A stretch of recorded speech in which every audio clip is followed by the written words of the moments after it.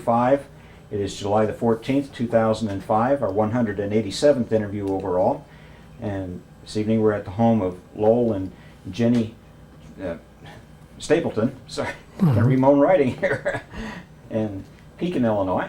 First of all, I'd like to thank you for allowing us to come and do this interview. And you're welcome. We'll start out with your full name. Lowell Lee Stapleton. Okay. Were you named after somebody in the family? Or? I named myself because we lived on a rural route. Okay. And there was another Lowell Stapleton on the same carrier route. Oh, okay. We got each other's mail. So I gave myself a middle name. I named myself after a fellow I admired, Lee Simmons. Okay. And that's why I have a middle name. Well, that's a unique story right there. I've never heard of anybody naming himself like that. That's pretty good. And what is your date of birth? January 24, 1918. Wow. You're a teenager. You were born in the 19-teens. Right. And just like so many we've interviewed in that era, you don't look anywhere near that age. And I'm really impressed. What was your rank at discharge? Tech Sergeant. Okay. Well, Sergeant Stapleton, where were you born? I was born in Johnson County, Illinois. Okay. That's in extreme southern Illinois. Right. In a 3-room house. And the night I was born, my dad was calling a square dance at Will Keaton Place, okay, which was about a mile away. Okay. So they had to send somebody to get him. And my uncle told me that there was a little skimp of snow on the ground the night I was born. And he's the one who went to get my dad. Yeah. That's a pretty good story. I imagine, where have you been? Right. So it must have been a little unexpected then. So you must have gone into labor pretty quickly then. It sounded like it, yeah. I never did hear Mom say. Dad was always a little embarrassed when I learned that he had been calling a square dance that night, and they had to go get him. That's funny. What was your mother's name? Rilla Lee Morse. Okay. Her maiden name. Okay. And what would you tell folks about her? What was she like? Mom was she was a nice looking lady, sort of quiet, made friends easy, was a wonderful mother, just doted over us 3 boys, and was a good housekeeper. We could always depend on her. When we got in trouble, we went to Mom. If she couldn't solve the problem, she said, when Dad gets home, he'll straighten it out. Well, tell me about your father. What was his name? McKinley, Samuel McKinley. He was named after President McKinley. Okay. Now, you probably know what his politics were. Yeah. Republican. Oh, yeah. And yeah, his dad was Samuel Houston Stapleton. Okay. And of course, you know who he was named after. Oh, yeah. But yeah, Dad was born and raised in Pope County, Illinois, born in a log house. What's he now? And north of Glendale, Illinois, about 1.5 miles. And he met my mom at an auction. And somehow they got married, I don't know. Was she bidding on him or was he bidding on her? I don't know, but they were both at this auction. I asked Mom about that one time.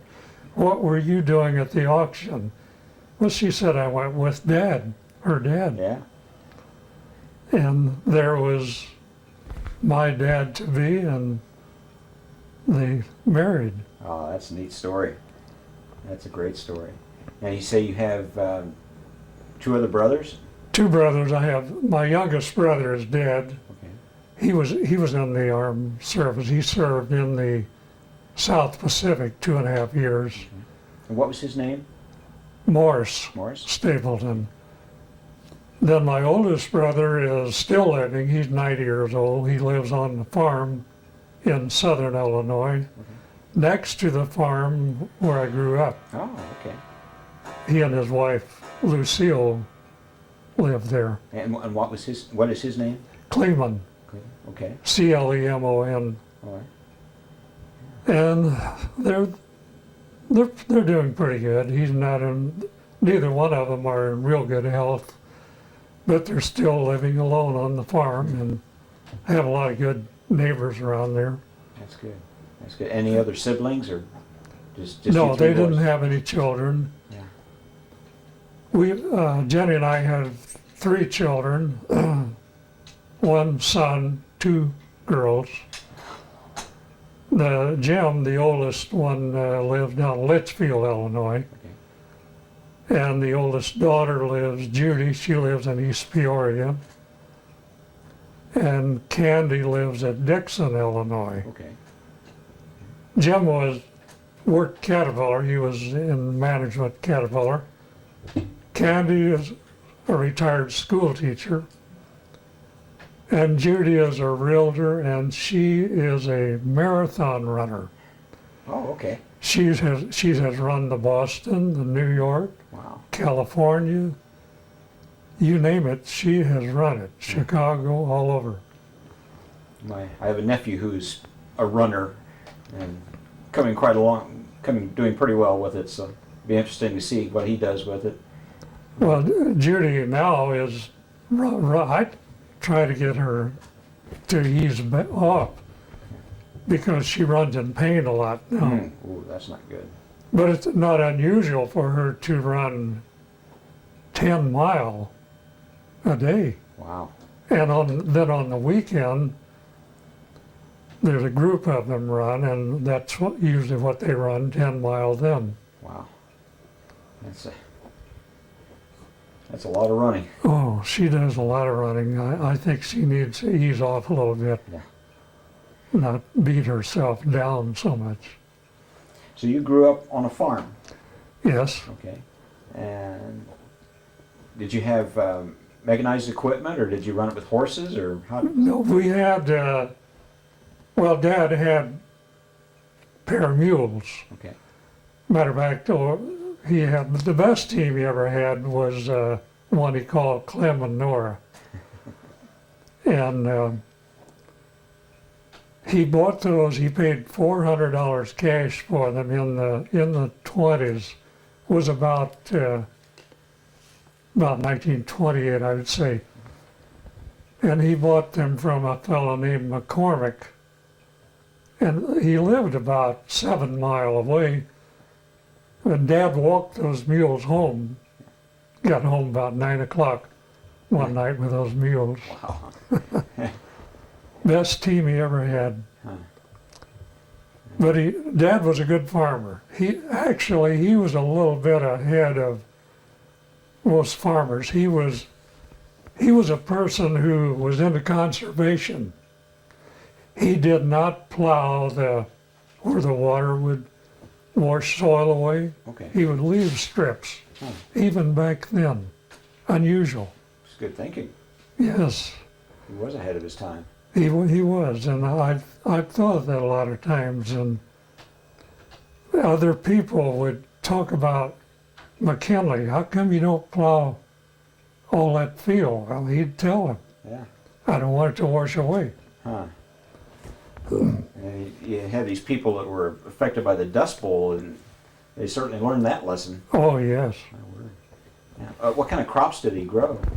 corn mostly, some beans and wheat. And he grew wheat, and then we had a combine that the horses pulled, and the bundles would come out, and then the thresher would come, and Lauderdale would bring the thrashing machine. Was that a steam thrashing machine, or? Yeah, it was a steam engine. Okay. It burned wood, Yeah. and steam. And that old machine would sit there and chug along and had a long belt running from it to the thrashing machine. And a bunch of neighbors would be there on thrashing day to help. That was really interesting. Wow. Did you have a thrashing dinner to feed them when they came to help? Or? Oh, they had a big dinner. Always had a big dinner. The wives would come in and help mom and grandma, and they'd have this table outside, and they had a lot of fun. It was a fun day. It was a work day, and the next weekend, probably go to somebody else's house and thrash. Was that a deal where the men would sit down to eat, and then the women and children would eat afterwards? The men ate first. Yeah. Yeah, true. The women ate, the kids ate last. Okay.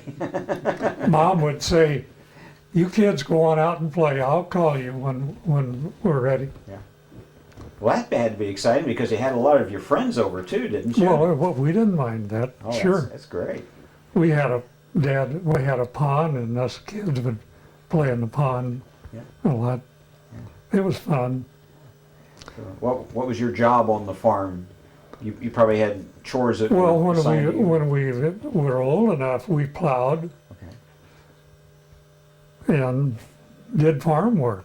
Helped Dad. We really helped him a lot. But one time, Dad had a sort of a young pair of mules, and they were both sorrel color. Pretty mules, but they were young, and he left me in the field harrowing with those young mules, and they decided they're going to the barn. Oh. And they went to the barn, harrow and all, and me running behind, screaming at them. Now the team that he had, I'm sorry, what were the names of the two mules he liked best? Oh, Clem and Nora. Clem and Nora. Yeah. Would Clem and Nora respond to you as well as they would to him, or were they pretty much set to his ways? They knew G and Hall. Okay. And when you were plowing with them, you got to the corner, they knew. They would turn and go the other way. They knew. So you didn't have to tell them, they just No, did it. you would say whoa to them when they got to the, and they would turn and go the other way. I'll be darned. That was the best team Dad ever had. But they didn't seem to know the difference between you handling the plow and your dad? No, they were gentle. Okay. We also had horses, but mules could do more work than a horse. Right. They could take the hot weather, but Dad preferred mules. Mostly we rode horses. Us kids had horses. Yeah. My horse was named Tarzan. You did some reading when you were young, didn't you? Yes, and I rode a horse to high school. Did you now? Yes. We lived on this farm in 1924. They built a railroad under the farm, a tunnel, Okay. and it was Illinois Central, and it was a shortcut for hauling coal out of Kentucky. Okay. So they called it the Edgewood Cutoff. It shortened the trip, I believe, about 55 miles. Oh, my. Yeah. But, so that tunnel ran under our farm. Well, when they laid out the right-of-way for we had to move our house. So, I don't remember the people's name now that came and moved the house, but it was done with big horses. Oh, really? They jacked that house up, put huge wood rollers under it. Okay. Those rollers were probably 2.5 feet wide, wood rollers. Huh. And then they put a post in the ground way out there, the direction they were going to move the house. And that horses would walk around that post. And that house was moving real slow as they walked. I'll be darned. Then they would, when they got close enough, they would stop, set another post. That's the way they moved the house. I'll be darned. They winched it. I never Yeah, heard of such it was a thing. winch thing, yeah. Never heard of that one. No, that's a new one for us. Tell me a little bit about Tarzan. What kind of a horse? Well, Tarzan was let's see, what was he? He was part Arabian. Okay. Beautiful animal. And Dad told me, he said, Lowell, he's your horse. Okay, and I rode him. He never did buck because us kids climbed on him from the day he was born. We fooled with him all the time. And we trained, he was pretty well trained. I could ride him off and get off and drop the reins on the ground, and he would stay. Huh. Walk off, come back, he's still there. Wow. Good horse. So, yeah, he was a good horse. Then, in 1937, I got out of high school in 36. And I rode the horse to school part of the time, and then the rest of the time we would walk up the railroad, which was 3 miles to walk, but around the road was about probably a good 4 miles by horse. But other fellows rode horses to school too. It was a 3-year high in Robbs, Illinois. Okay. Now, what did you do with the horse during the day while you were in They school? had stalls at school. Oh, I see. We would take the saddle off and put the horse in the stall, Yeah. then resaddle and Huh. ride home after school. I'll be darned. That was fun. Who had the best horse? Well, I had the fastest one finally, but Dad made a mistake. I never did tell him. I wish you hadn't have done that. He bought me a thoroughbred, Oh my. and I had to hold that horse back constantly. And I didn't much like that. I had a fellow once tell me that his dad was a circuit rider, his grandpa was a circuit rider, and that he traded his car one time for a blind racehorse. And you imagine, imagine him galloping off, not knowing where he's going. That was. I wouldn't trust that. I asked him if that's where he learned to pray. Well, Dad had those mules, and I'm going to tell you a little story that happened to me. Every Saturday we went to the grocery in the wagon team, and then later Dad bought a Model T. But anyway, one day Mom's getting the cream and eggs ready, and Dad hitched the mules to the wagon, and my older brother and I was in the wagon. I wasn't very old, and I was about 5. Anyway, Dad drove the team in front of the house, and then he went in to get Mom and carry the eggs and cream out. And my brother said, "Lowell, I'm going to jump up and down and scare the horses, and we'll jump out." I was too young to jump out. Oh. I went with him. Oh boy. The horses went down the road as hard as they could run with me bouncing around in the back of that wagon. Fortunately, there was a fellow coming toward me, Yeah. Lonzo Butler, with a wagon, and he angled his team across the road, stopped. That's where they stopped. Wow. How well did you and your brother get along after that? We always, my older brother and I got along good all the time. Yeah. My younger brother and I were the ones that fought. And did he get away with that little prank here? Well, yeah, he did. But I guess the reason I didn't fight my older brother, he was bigger than I was. Yeah, well, that'll work.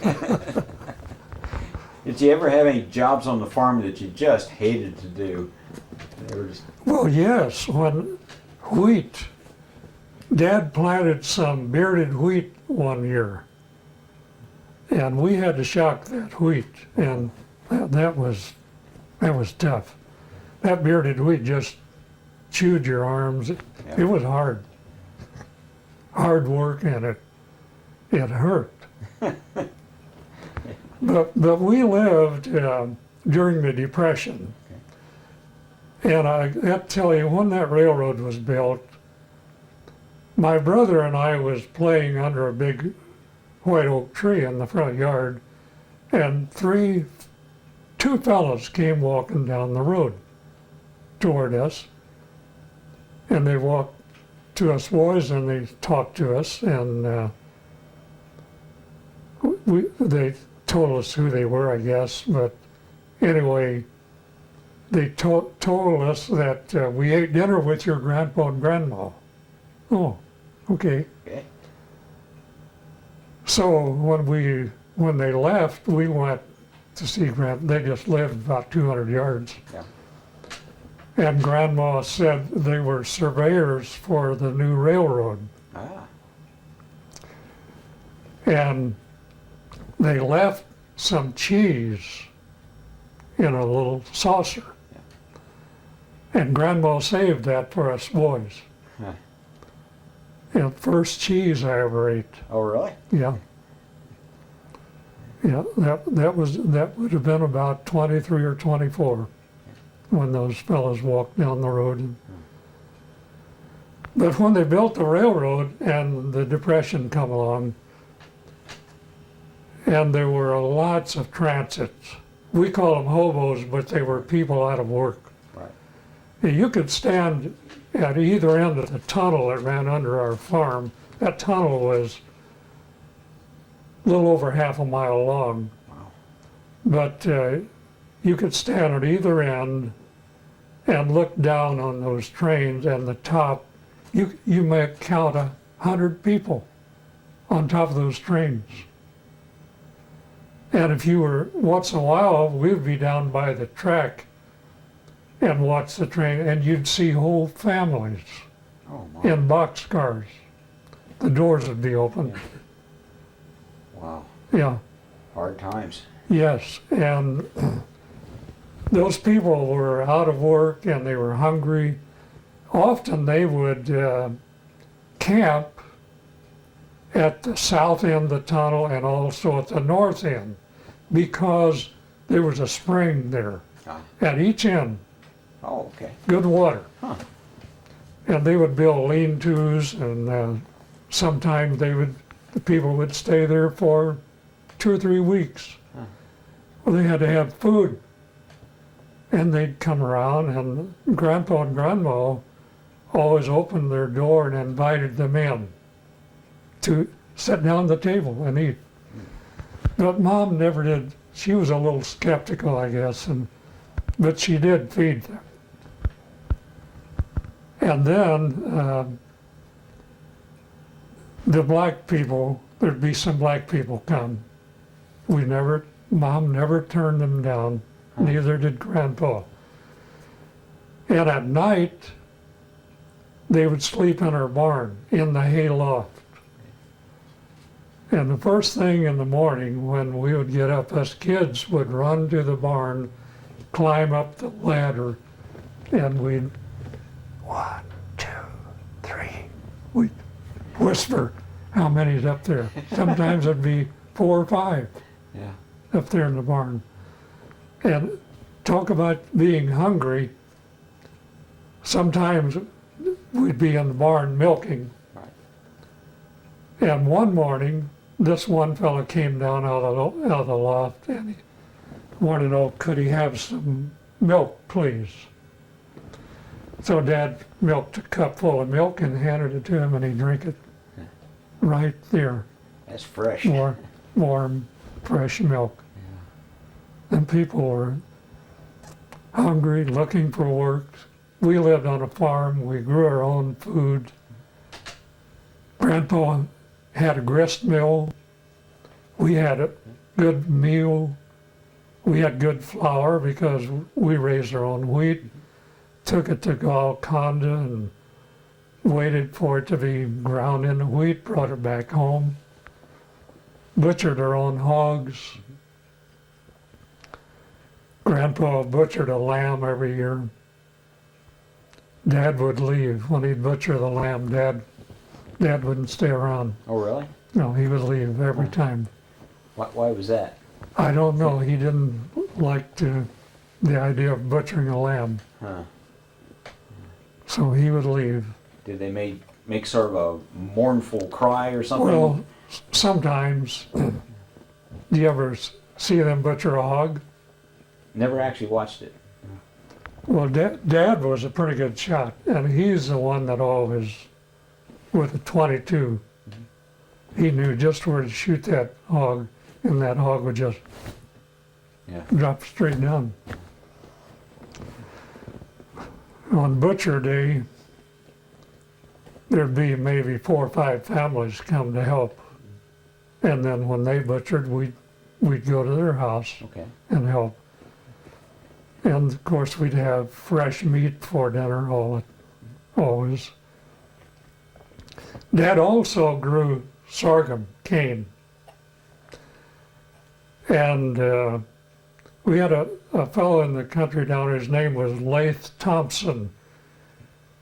And he would come to your farm, bring his big copper pan and make sorghum.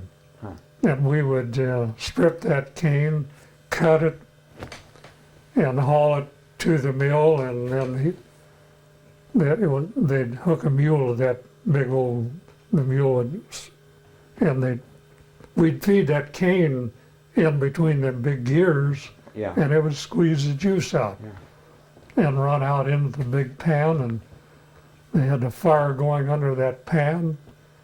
And Lath Thompson knew how to do it. Boy, he was good. That sorghum was delicious. Yeah. We would cut us a little paddle out of maybe a limb or something and dip in there and eat fresh sorghum right out of that copper pan. So you didn't have many things, but you had a lot of good experiences and plenty of food. You know, we had good food and didn't know it. Yeah. We ate good. We had chickens. Dad and Mom would order baby chickens, and they'd come on the train. We'd go to Simpson, Illinois, and at the depot and pick them chickens up, bring them home, and as soon as they grew up, we had fryers. We ate fried chicken for breakfast. A lot. I bet you did. And my brother and I, when we got old enough to hunt, we'd go squirrel hunting before breakfast, bring home 2 or 3 squirrels, have squirrels for breakfast. Did you ever sell the skins, or? We trapped. We trapped mink and muskrat and fox, possums, skunks. I'll always remember Dad told us when we first began to trap, he told us where we could catch a skunk. Now, he did this purposely. And so, Cleveland and I went to the trap one morning, and we had that skunk. And now what do we do? Now what do you do? Yeah. So we finally got that skunk home, and it had pretty well sprayed us. And we carried it in the house, and Mom got us out of that house as quick as she could. We couldn't get rid of that scent. We went to school, grade school, and about run everybody out. There wasn't any way to get rid of that scent.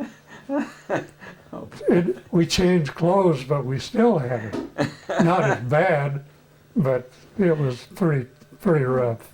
How long did it take before it was finally gone? I think it took a week or so. Oh, no. It just gradually faded away. You had plenty of time to yourself during that time. I always think Dad did that purposely. He never did admit it. That's funny. Well, you knew not to get close to one after that. Yes, right. Now, what kind of a school did you go to? Was it? It was a one-room school. As you walked in the front door, we had a girls' cloakroom on the right and the boys' cloakroom on the left. Okay. And then there was immediately to the right was a large, actually it was an old furnace. But it just got hot and radiated heat. And then at one time we had 32 students in that school. It was absolutely jammed. Wow.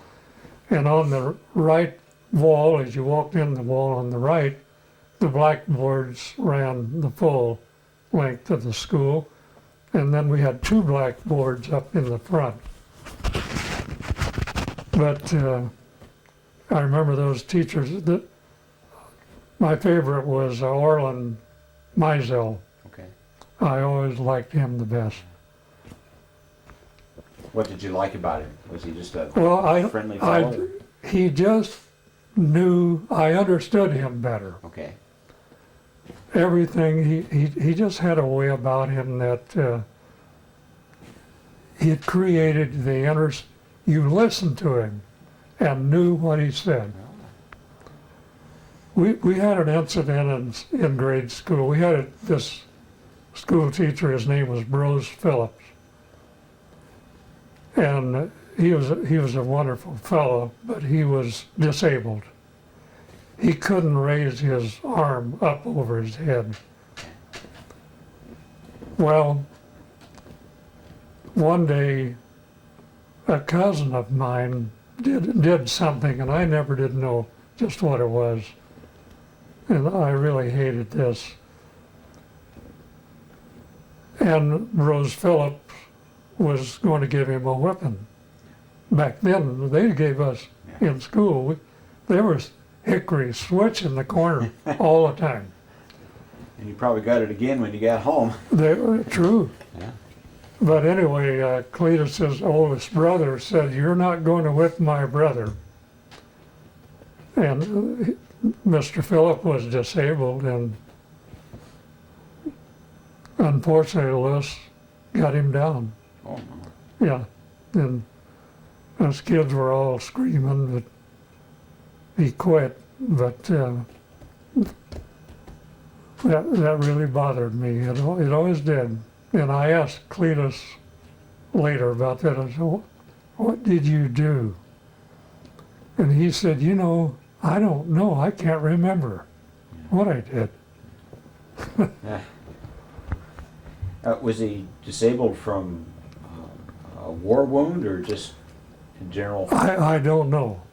He was just disabled. He was a little wobbly on his legs, but he walked pretty good. And he was a good teacher, and that just always bothered me because of his condition, and he was pretty easy to overcome. But we had then the teacher that replaced him was, he was in World War I. Okay. Did he ever talk about what he'd seen or what he'd done? Well, he said he flew an airplane. I don't know if he did or not, but his name was Whitesides. Okay. But he told us some stories, and us kids would look at each other and kind of grin. So we don't know. I don't know if he was telling the truth or not. Do you remember any of the stories he told? No, I do. He told about flying this airplane one time and being shot at, but they didn't hit him. I assume that was in the war. But we always thought, as kids, always thought he was a little windy, but maybe he wasn't. Yeah. Probably telling us the truth, and we weren't familiar with that and didn't believe it. Didn't you say you had a family member who had been in the war? Yes. Well, he married my aunt. Okay. His name was Brian Perkins. Okay. Yeah, he was born in Tillon, Kentucky. Do you know anything about his experience? No, I don't. I didn't know he was in World War I Okay. until one of his son died, and we went to the funeral down at Pocahontas, Illinois. And at the cemetery, I asked somebody, I said, where was Uncle Brian? Where's Uncle Brian's grave? Brian and Ethel's grave. And they showed me, pointed, and I went over and I thought, my gosh, look at he was in World War I. Yeah. I didn't know that. I'd never heard anybody say it.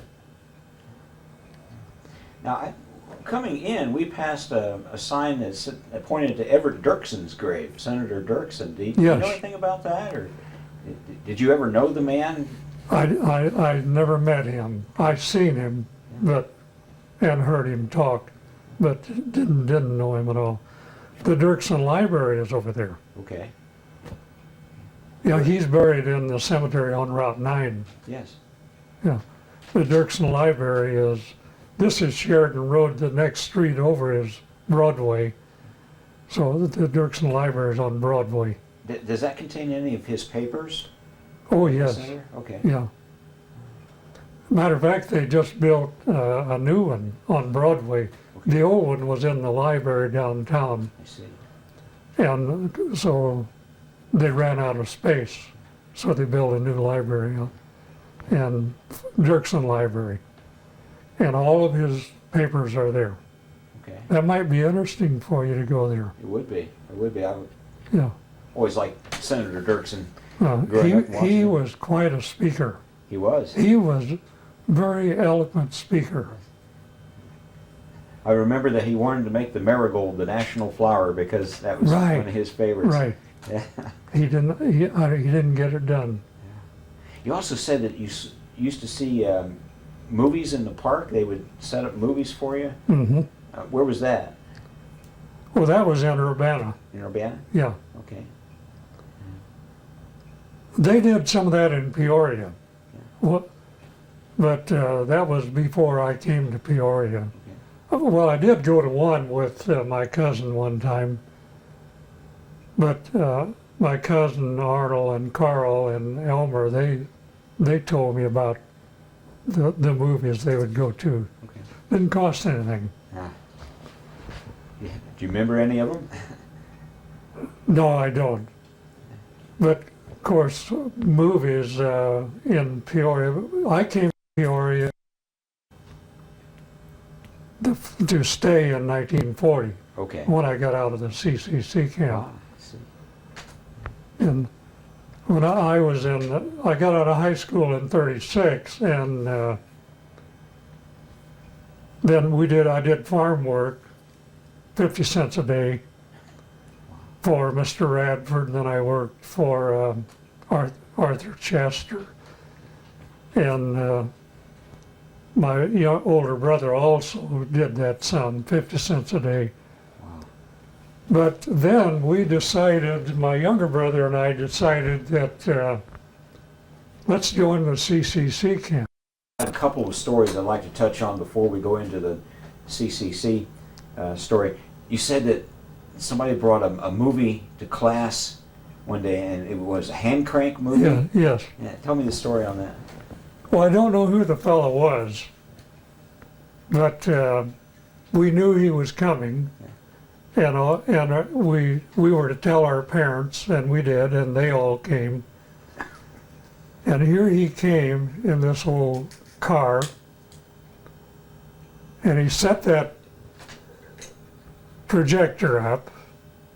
They hung a screen, a sheet, somebody brought a sheet, hung it on the wall, and he set that up, and he's turning the crank. And that was what was, and it was projecting on the screen on that sheet on the wall. And it didn't last long, but it was about Felix the Cat. First movie I ever seen. Wow. I bet everybody was fascinated by that. Oh, I tell you, we didn't move. We just sat there, and I remember I couldn't believe this. What was going on? Did you have him run it again? Did he run it more than once? You know, I believe he did run it twice. But the thing I remember about that was Felix the Cat, and then there was this fellow in there, and he was a big, heavy character. Yeah. And pretty soon it showed this farmer in the field, and he began to hear this bee, and he stopped plowing, and he's took his hat off, and he's slamming and doing all kinds of things, jumping around, and pretty soon he heard something, and he looked up, and airplane going over. That's funny. It couldn't have lasted over 5 or 10 minutes, but it was, everybody roared, of Oh, I course. bet. So I take it the parents were pretty fascinated by it too. Oh, yes, yeah. Must have been the talk of the town for some time. You know, at Christmas time, we always had we put on a Christmas play at school, like all the schools. We'd stretch a piece of baling wire across the school. It wasn't very wide, maybe 25 feet wide. Put a nail on the wall, attach some baling wire and a nail over there, and then we'd bring, some of the kids would bring sheets from home, and put them, the teacher would help us hang them sheets, and that was the curtain. That was the curtains. Yeah. And we'd put on our little Christmas play. Usually we'd say some little poem Right. that we had read and remembered. But the parents all liked that, and it was kind of fun to do that. That hasn't changed. They still do the same thing today. Really? Yeah, kids do plays, and then parents show up, and the Yeah. only difference is that your parents probably didn't take any movie pictures of it. No. Well, you know, I used to do a lot of photography. Well, I still do a lot of photography work, and woodworking. I do that, and play a lot of golf and genealogy. I'm pretty busy actually, but I had a lot of pictures in black and white that my first camera I ever had was one Mom bought me, a little box. Okay. And then I got a little better camera, and I can't remember what the name of that was, but I ordered it from Sears Roebuck. But anyway, the tornado came in 1940 and took everything my folks had, and there went all of our pictures. Oh. Yeah, so all those, there were a few that were salvaged that people found and brought back, but we had a lot of pictures. Huh. So we don't have any picture of our house. This is the one that they moved? Yeah, Okay. yeah. Yeah, the tornado in 1940, March the 8th. my younger brother and I was in the seas at the time, and they came, got us. Went home, no house. Wow. Did the railroad compensate you for the tunnel, for going across your land like that? Yeah, they did. Okay. Yeah, that right of way was 120 feet wide, Okay. and then halfway, the tunnel was a little over half a mile long, just a few feet. Okay. At halfway, they dug an air shaft in our field. Okay. And you could walk up there and look down and look all the way down. Huh. And they built a scaffold down in that air shaft, and so that workers could climb down. They didn't have to walk to either end. Oh, okay. But that was to let air in when they were digging that tunnel. Oh, yeah. That was, and Dad worked in that tunnel. The tunnel was wood braced, Okay. except on each end it was concreted in about probably about 100 feet on each end, and then they used wood the rest of the way through. Well, as time passed, the wood began to give way, and they had to put concrete all the way through the tunnel. Well, when they did that, it had an arch. And the carpenters built that arch in the tunnel, and between the arch, along the walls and up, there was a space they filled with concrete. Okay. Well, and Dad worked down in that space. There was just room to get in there. And that concrete was coming in from up above, and they'd have to tamp that concrete and walk in it, and so it would Wow. get the air out. That was an awful hard I job. can't imagine. That'd be very. And, pretty disconcerting. but he did that, and that was quite an experience to see that tunnel be dug through those rock. Is it still there today? Oh yeah, and trains still go through there today. I'll be darned. You'd never know there's a tunnel there. Our farm was above the tunnel, Huh. but people drive through there and they never know they're passing over a tunnel. How many feet below ground was this tunnel? The top of the tunnel. I mean, I'm only guessing, but I would say probably 90 feet. oh, okay, okay. Yeah, so there was no danger of you ever getting into the top of the tunnel with say you ran some heavy equipment across there. Oh no, no. Quite a bit. On the north end of the tunnel, then the land began to, where the tunnel itself ended, the land began to taper down a little bit. So then there was a cut that ran close to a quarter of a mile, was an open cut. Okay. And that we would walk right alongside that cut as we went to high school. And you look down, and that was probably down to the track, I would say was 50 feet. Yeah.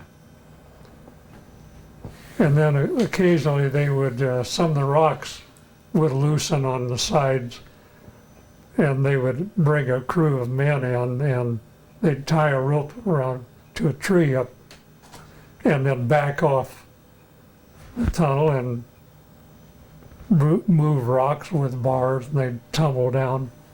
Otherwise, they might hit a train. Right. So they had to keep those loose rocks. And one time, the fellows were doing that. The guy wrapped the rope around his tree and they were talking. Pretty soon he began to back off. His rope wasn't tied. Ooh. Oh. He fell about, they think about 40 feet, Oh my. and he hit in some water. That's what saved him. Oh, for heaven's sakes. It Wow. didn't hurt him much. I'll be darned. Well, he had a guardian angel walking out, watching out for him that day. And digging all that tunnel, there was only one person killed in the tunnel, and one person was killed north of the tunnel, where they had to do a lot of fill work when they went across some bottomland. So that fill was at the highest point was probably 40 feet high. Ah, okay. Well, he was driving a dump truck, hauling rock, and then they would turn and back up and dump that over the side when they're building the fill for the track. We got a little too far back, and the truck went down and killed him. But I believe that was the two people that killed, the only ones I can remember. You said you went off to join the CCC, Civilian Yeah, Conservation Corps. in 1938, my younger brother and I was talking one day, and we're working for 50 cents a day, Yeah. doing a little farm work, and we're helping Dad, and so here we are. We're growing up now, and I actually began to feel, and my younger brother began to, I'm sure he began to feel guilty too, because we're still home. So we decided we'd join the CCCs, and we told Dad we're going to join the CCCs, and he didn't want us to. He said, the very words he said, "Boys, we're going to have a war, and you boys will be the first ones in there if you join the Cs." That's what he thought. A smart man. He understood what was going on there. Well, we joined the Cs, and we were allowed to stay 2 years. Unless you were a hardship case, then you could stay 3 years. All right. So we stayed 2 years, and my brother learned to handle heavy machinery, caterpillars, drove trucks, and I worked in the garage, and they built an addition onto the garage, and I started a parts department and learned how to buy parts and order and inventory, and when a truck would break down and maybe beyond repair from damage or something, we would cannibalize that truck, and I'd take all them parts in the stock room, had me a catalog system, Oh, okay. and worked real good. And then I drove some of the trucks, but most of the boys planted trees. They planted thousands of trees, pine trees. The University of Illinois bought a lot of land in in Pope County, that's the county joining Johnson County, where I grew up. And then Shawnee National Forest was formed, and the CCC boys planted lots of trees in that forest, and we built roads, lakes, moved cemeteries. When a lake was built, Crab Orchard Lake, for instance, was built, and they had to move a whole cemetery for that lake. And another lake, the Devil's Kitchen Lake, they moved a cemetery. Be hard work. Yeah, I didn't get in on that. That was another CCC camp. Right. But the one we were in at Eddyville, Illinois, they planted trees, built roads, and you go down there today and go to some of those parks, and my brother built that road down to that park with the big bulldozer. And the CC boys at one park, they chiseled out steps out of solid rocks, so you could walk Wow. down and up. I did a lot of good work. Oh, You can see it everywhere. that was a great thing for the whole country. And it gave employment to so many young, like my brother and I. We got $5 a month, 20 went to the folks. That was good. Yeah. And I know some of the boys stayed longer, but 2 years. And by that time, the last year I was in there, I met my wife. Me and Johnny Wainhomer was in Vienna. We were in the seas, so one night we went to Vienna. And that's the county seat of Johnson County. And there's a little restaurant there in Vienna, and the building's still there today. But it was called the Little House. Well, there was a jukebox in there, and a place to dance, and booths along the wall. So John and I went in there, and we ordered a hamburger. And we noticed over in the booth there was a fellow I knew. Yeah. And there was 2 girls and 2 boys, and one of them I knew one of the fellows. I walked over and was talking to James Cheek, and he introduced me to his girl was there, and Jenny was there with the other fellow. Anyway, James introduced us, and pretty soon John said, "Well, your hamburger ready." And so, okay, and I talked a little bit, and then I walked back over to John, and I said, "John, there's the girl I'm going to marry." Wow. She made a big impression. And she was with another fellow. And wasn't long I had a date with her and married her. Do you remember where you took her on the first date? I think we went to the Little House. Okay. That's pretty good. How'd you get her away from the other fellow? But James Cheek and Pauline was along, I know that. Huh. Yeah, I'm sure we went to the Little House and had a hamburger. Yeah, James had an old car, his dad's car, so I remember we drove out in the country a ways and drove around, parked, got out, and Jenny and I walked down the road a ways and come back. And that was pretty nice. And then I came to Peoria. Nope. Yep, I'll never forget that day when I decided I'm leaving home, and I was out of the seas, and the tornado took everything Dad and Mom had, and they had moved in with Grandpa and Grandma. And so,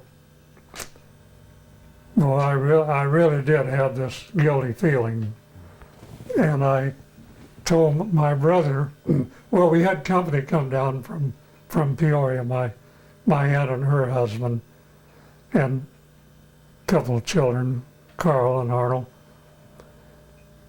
Anyway, they left to go back to Peoria Sunday morning early, because it took all day then in the cars to run from Peoria to Southern Illinois. And I told Cleveland, I said, I'm going to Peoria. And I said, will you drive me to Vienna? And so he said yes, and Model A. So I gathered up some clothes, and we got in the car, and Mom, boy, that really bothered her. Suddenly, I'm leaving, Yeah. and Dad, and we're driving down the road, and I looked back, and she's still standing in the road waving. Oh. He took me to Vienna and let me out, and he stayed until I got a ride. And I walked in on my aunt that night about 10 o'clock. I hitchhiked up through Creel Springs and got up to Sandoval, Illinois. And I was kind of hung up there for some reason. And here come a guy in a black 1935 Ford. He stopped right on the highway. You could do that then. Right. You didn't have to get off. Yeah. Stopped on the highway and told me to get in, and I got in. We drove a little ways. He says, "Can you drive a car?" Yeah. God, he stopped on the highway and got out and come around and opened my door. He said, "You drive." and so I drove, and we got up to we're on route. That's 51 again, I believe. Yeah. We got up to Decatur, and I had never driven in a big town. Decatur sounded big to me. And there's a lake on the south side of Decatur, and I said, I don't think I better drive through. I'm going to let you drive through town because I've never driven in a big town. Well, he took me to the other side of Decatur, to Route 121, because he was going to Urbana. Okay. And he sat there until I got a ride. Huh. That's nice of him. And I rode to a little town before I got to Lincoln. I forget what that town name now. But that's as far as the guy was going, so I got out and caught another ride into Lincoln. And then I got a ride with a young couple that was going all the way to Peoria. Ah, that worked out. 40 mile. Huh. Worked out real good. Something I didn't catch. What was your wife's maiden name? Dalton, Okay. Dalton. Okay. I always tell her she belonged to that Dalton gang. Was she as easily convinced as you were? Yeah, I think she probably was. I was working in Peoria, and I worked at Northern Steel. My brother and I both got on there. And then we thought we were going to ABC in East Peoria. They built washing machines, paid a little more money. It was piecework. So we went there. And so I'm running back and forth to Southern Illinois to see Jenny. And so I proposed to her, and she accepted. And I'm working in East Peoria, and so I'm working. I got off at midnight. So that one night, I got off at midnight, and I drove down to Harrisburg, stopped in Benton, Illinois, at my uncle's, and had breakfast with them. Then and Aunt Nellie says, Spence, we've got to give Lowell something. And he said, yes, we should give him something. And she said, why don't you give him $1? So he gave me a dollar bill. So I went on down, got Jenny, and we drove down to my folks and got my brother and his wife, and they were already married, and drove to Cape Girardeau, Missouri, got married. And who would walk in on us down there but Carl Heiss and Viola Faye Robbs? They were eloping, and he was my high school teacher.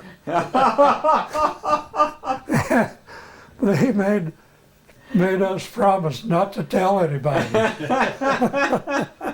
That's funny. So we didn't. We kept that.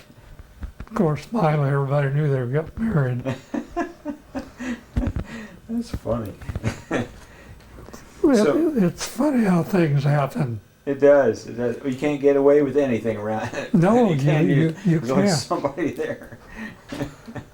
Well, we came back to Peoria, and we had snow on the ground here, and it was fairly warm in southern Illinois the day we got married. But anyway, my brother and I decided we would go to the Rock Island Arsenal. And so, okay, more money. Now I'm married, Yeah. and he's not. But we both went up there and took the test. I passed, he didn't. They found sugar in his urine, they wouldn't hire him. So Jenny and I moved to Rock Island and worked there, and then that's Jim, our oldest son. She was pregnant with him, and she wanted to go home, to be at home to give birth. Right. And so she went back to Harrisburg, and Jim was born in Harrisburg, and I couldn't afford to leave work. Yeah. I stayed and worked in research at the Rock Island Arsenal. Okay. And then I quit there. I told Jenny, let's go back to Peoria. And then I hired in a Caterpillar. Now, what's the time frame now? Well, that was, let's see, I worked at the Arsenal. I started at Caterpillar in 43, I guess, 43, I believe. Anyway, I spent 35 years. I retired in 77, so would that be 43, 35? But anyway, I worked 35 years at Caterpillar, and we bought a house in Creve Coeur, paid $2,800, no, $4,300 for it. $4,300 for that house. Bought it contract per deed. And then Judy was born there, and then the Army come along. Ah, Said, we need you. personal letter from President Roosevelt. Yes, Awful greetings. nice of him. And so I went before the board in Peoria, the draft board, and asked them to transfer me to Johnson County, Illinois, because Jenny she would be there alone, and down there she could live with my folks and her folks, and that worked out pretty good. So I left from down there actually, and I remember we went to Anna, Illinois, and I left Anna at 12:30 at midnight on a train, went to Chicago, Fort Sheridan, Fort Sheridan. and was there about 2 weeks. And one day we're marching to the mess hall, and there's a group of men marching the other direction. And I'm afraid to turn my head, but I just looked over that way, and there's Bruce Jennings looking right straight at me, but he's going the other way. And we just grinned at each other. Couldn't stop. Never did see him, couldn't find him. I don't know if he made it through the war or not. Over there. Don't know to this day. So this is, you were drafted into the Army? Yeah. Okay, all right. And But anyway, at Fort Sheridan, I was interviewed by a captain, and I had his name a few days ago, and now I can't think of it. And he gave me a good proposition. He said, Lowell, if you will accept this, you will never have to go overseas. You will go to a warm climate in the Southwest. There's a golf course there. You will not do KP. You'll have a theater to go to. And you must leave camp once a month. And I thought, man, what is this? He wouldn't tell me. yeah, And I said, I'll think it over. Well, the next day, I went back and told him, I said, sir, I accept your offer. And I don't know, just 3 or 4 days later, one night, we're shipping out. Just like that. huh. Top secret. Yeah, Did it was. Did he explain to you that it was top secret? He wouldn't tell us. He just didn't tell you anything No. about it? Okay. So we got on this train and we went to Fort Leonard Wood, Missouri. And so I'm there 2 weeks. And the sergeant, red-headed fellow from Kentucky, a wonderful person, told me, he said, Lowell, I don't care whether you get this training or not. You won't need it where you're going. Where am I going? He said, I can't tell you.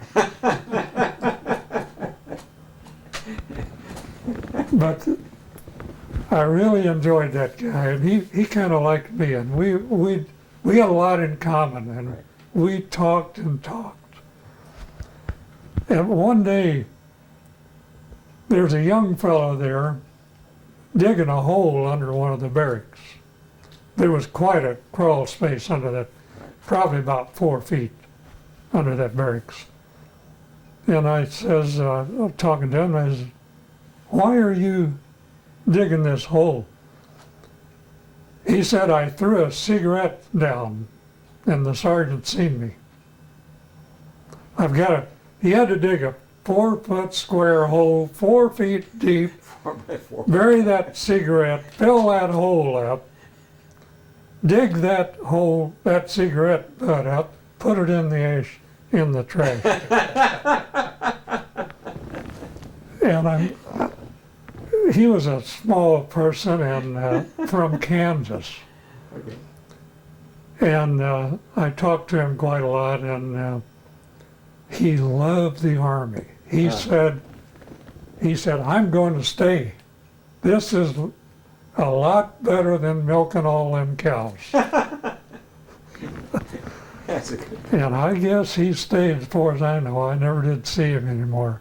over there. But we shipped out from there at night on the Atchison, Topeka, and the Santa Fe. And we went through in Topeka, Kansas, and it was so hot. The cars are all open, no air conditioning. Right. We got into Topeka, and the train sitting there, and here come this captain on the train, drunker than a skunk. And he says, I'm gonna cool this thing off for you people. I don't know where he went. Pretty soon people come with big chunks of ice, I mean, 100-pound chunks dragging them in them cars, and it's hotter than the dickens. Pretty soon water is running all over. And they had to get that ice out of there. There's a crew of people, and some of the soldiers were helping. They had to get that out, and I don't know who that captain was. I wonder how much longer he was a captain. But anyway, we left there, and we ended up in Lamy, New Mexico. Okay. Well, that's about 15 miles from Santa Fe. There are no tracks into Santa Fe. So as we pulled into Lamy, I looked up there, and there was a row of Indians looking down on us at Lamy. It's like the old Wild West shows. Why? And that I'd never seen Indians like that. There must have been 10 or 12 of them, just standing up there looking down at us. And we got on the buses there, and we loaded on those buses, went into Santa Fe, and we're driving around the square in Santa Fe, and the captain announced where we're going. Right there, while the bus is moving. Huh. That same captain that had interviewed me in Chicago. You're going to Los Alamos. You probably never heard of Los Alamos. Never heard of it. Yeah. So then we had to go a long way around. It was, I think, about 40 miles or so to Los Alamos. Now they've got a shortcut from Santa Fe.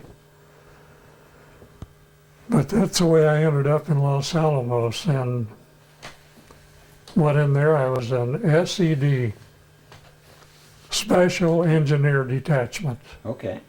Okay. Everybody there had a skill. Everybody. And what was your particular skill? I was a machinist, Okay. and that's where I worked, Over there. in a machine shop. And then the captain come to me one day, and he said, "Lowell, I'm going to move you. I want you to go," I don't know, he named someplace. And okay, there's some other fellows went also. I went to another machine shop, but it's a smaller one. And I had a civilian supervisor. There were about 10,000 people on that hill at the time. We called it the hill, but it was half civilian. But anyway, that's what I did, and I ended up, I had an all area pass, and there it is, I still have it. I could go anywhere. I had my Jeep, and pretty soon I'm changing combinations on locks. Let's stop here. Let's stop. You were changing the combinations on locks. Now, before I do that, in the machine shop, what sorts of things were you making in the machine shop? We didn't know. We were making some kind of parts, but we didn't know for sure what it was. Well, we knew by now it was something with the atomic bomb. But before I went there, the fellows in that shop had they didn't even know about the atomic bomb, some of them. Okay. Even though it's built right there. And they had no idea what they were making.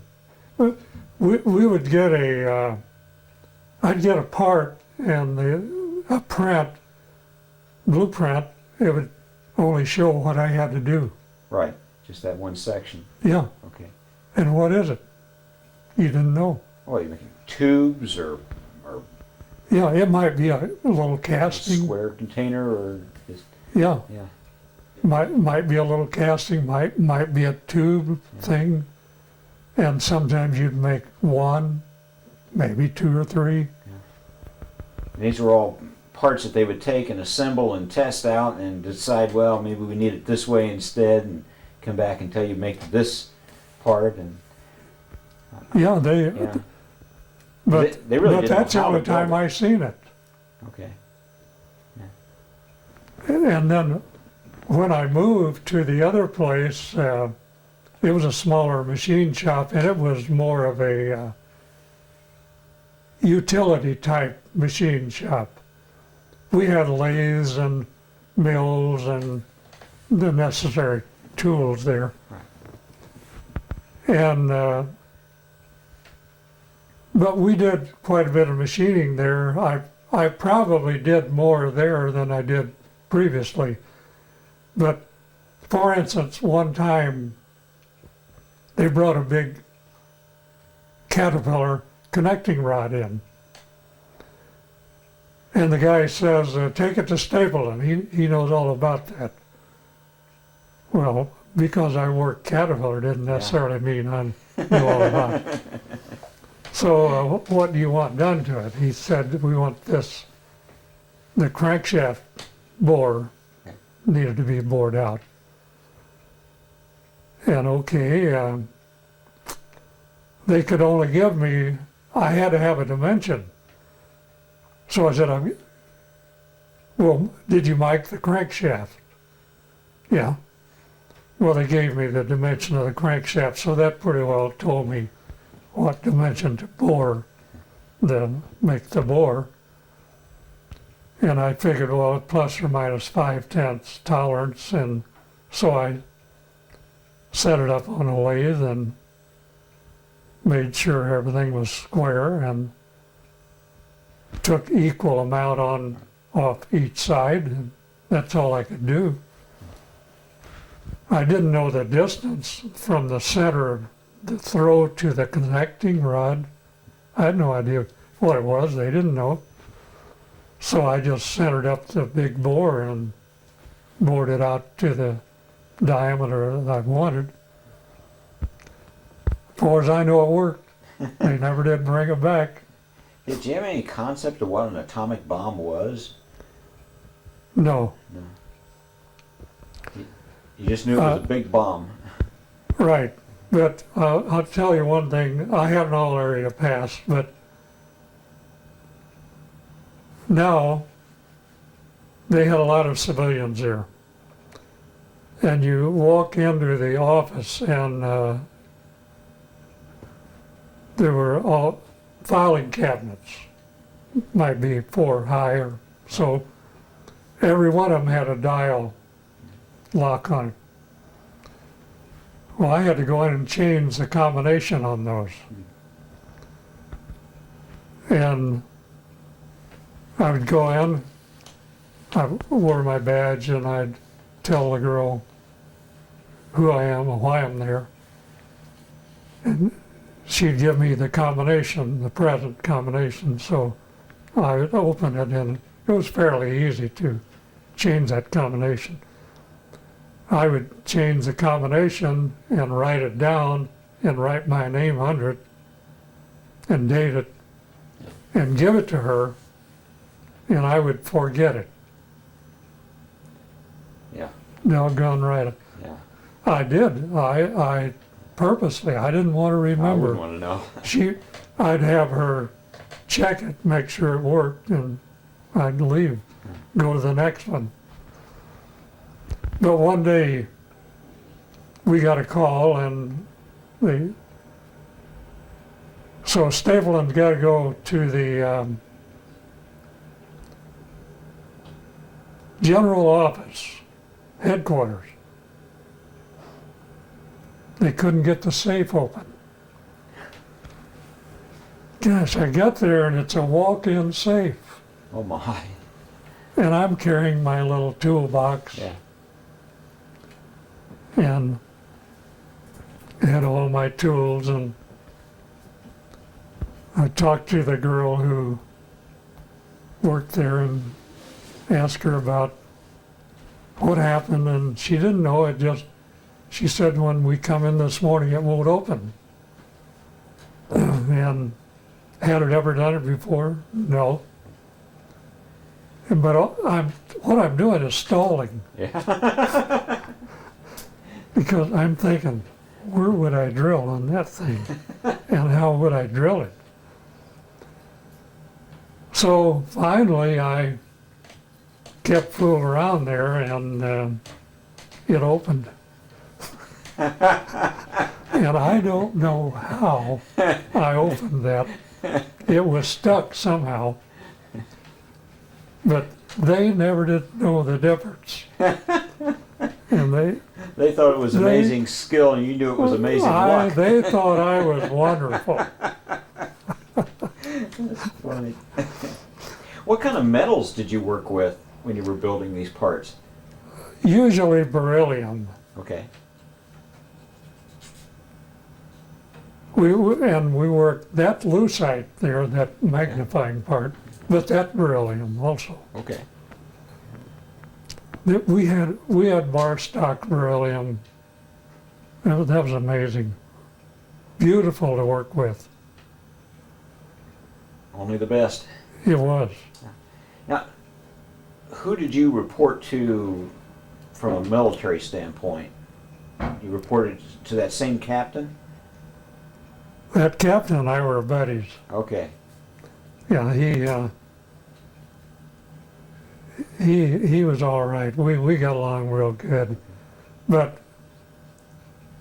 see, Oppenheimer was there. Okay. Oh, I got to meet Oppenheimer Oh, wow. one time, Yeah. and he loved to play softball. Well, the softball diamond was fairly close to his cabin. His cabin was that would lit up around it for safety. And then General Groves was the fellow who would come once in a while. I never did get to meet him, but they always warned us when the general was coming. I heard he was a pretty tough bird. Well, he pretty well run the place, I think. But Oppenheimer was, he was sort of a quiet person, but he was a guy you would like. Yeah. Just a regular guy. Just Yeah, right. Had a burr haircut.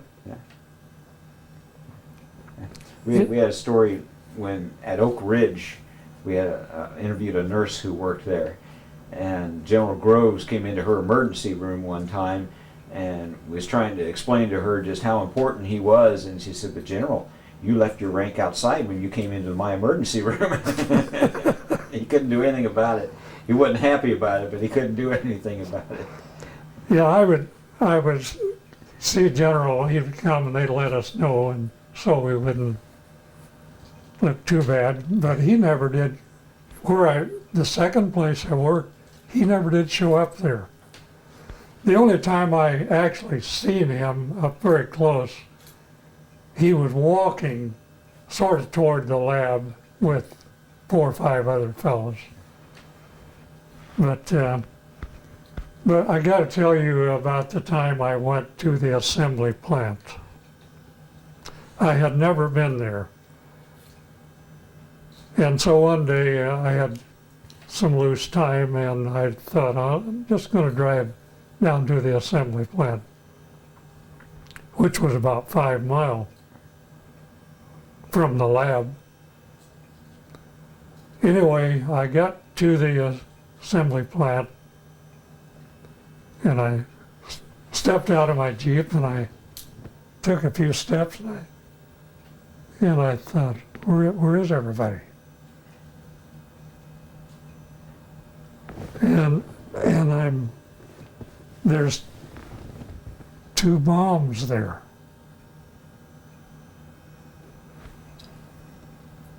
And I had the weirdest feeling. I realized I'm alone. it was lunchtime. They were gone. You spent a little quiet time with the I two biggest bombs ever. I spent some quiet time with myself. And on the way back, I thought to myself, I hope I don't meet anybody. Yeah. And I thought, what just occurred? What if something was wrong when they come back to Yeah. work? What did you do to our bombs? Yeah. Yeah. Fortunately, I didn't meet anybody. But yeah, I could go in the lab, and I went in there a few times. You had to go through you had to take a shower, put on clothes and boots and cap. And then when you come out, you take a shower, and put on your clothes again, just discard them. I really didn't have any business in there, but I did go in there a few times. How would you describe what you saw? I mean, I didn't know, I really didn't know what was happening.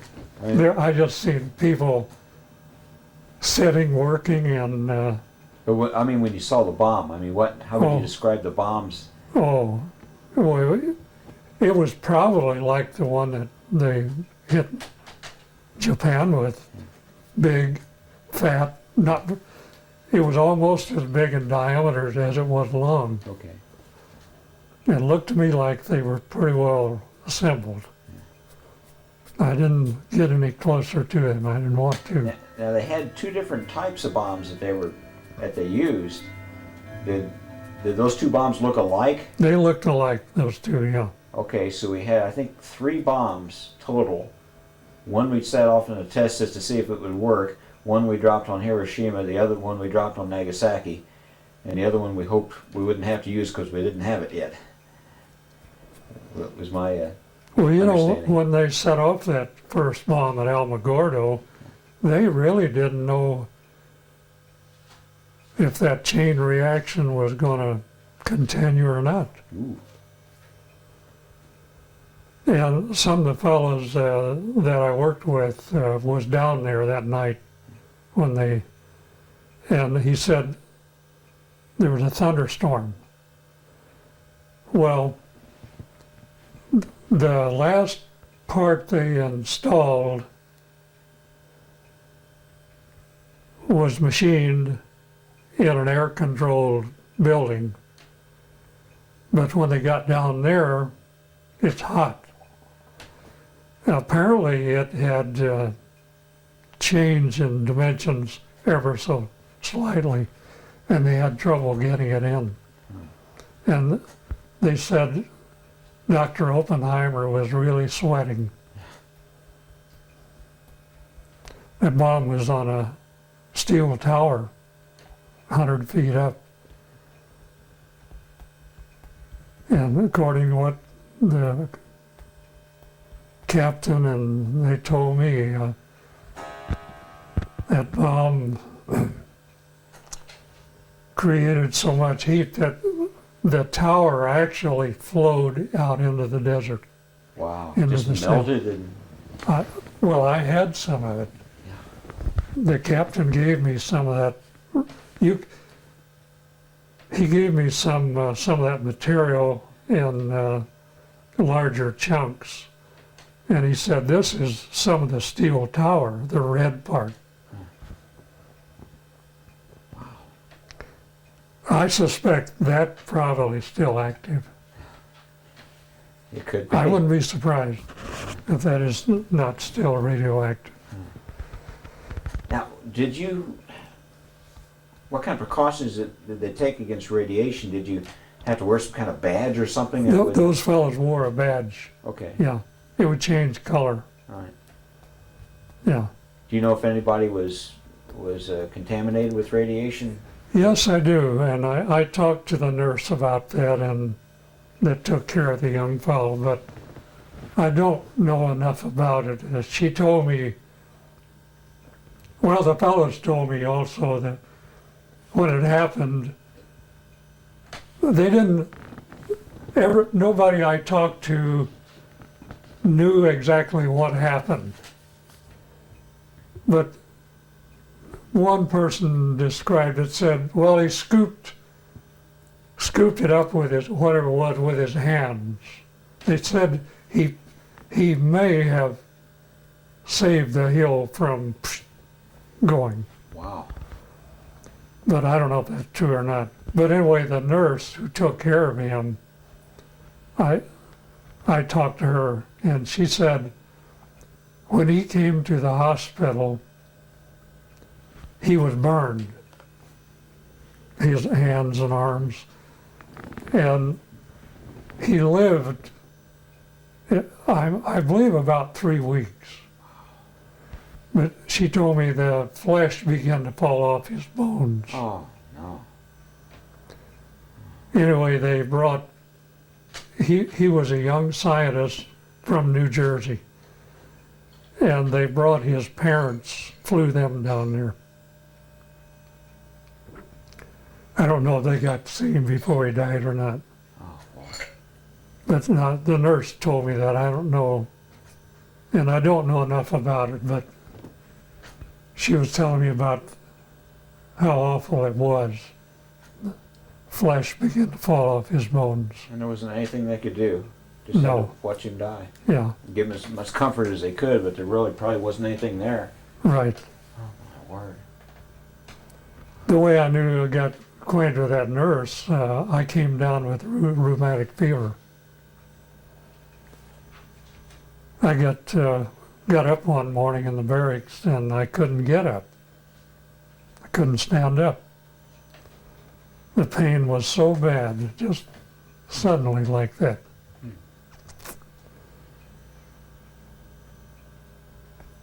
So I ended up in Bronze General Hospital. And they experimented on me, and I gave them permission to do it. They gave me penicillin. Every 3 hours I'd get a shot. And they did that for 24 hours. And then they examined me and decided, would you mind if we extend this? I said, how much? 8 hours, about 8 hours. Well, when I got to Bronze General Hospital, there were doctors coming from all over to examine me. And they would, I'd get up and I'd run in, I'll just run, try to get my heart going. Yeah. And they believed that penicillin worked. Huh. After I came home, I had to go up to Waseca to be checked out every 6 months. And they'd run me up and down the stairs, strap me on a table and turn me on my head and do all that good stuff and check me. And then my family doctor here, Doc Cusick, every time I got near him, he always told me, he said, Lowell, when you come around, you come in, I want to listen to your heart. He never could hear it murmur. He never could. Huh. So finally, the doctors declared I'm okay. The doctor, I had a good doctor, he was from St. Louis.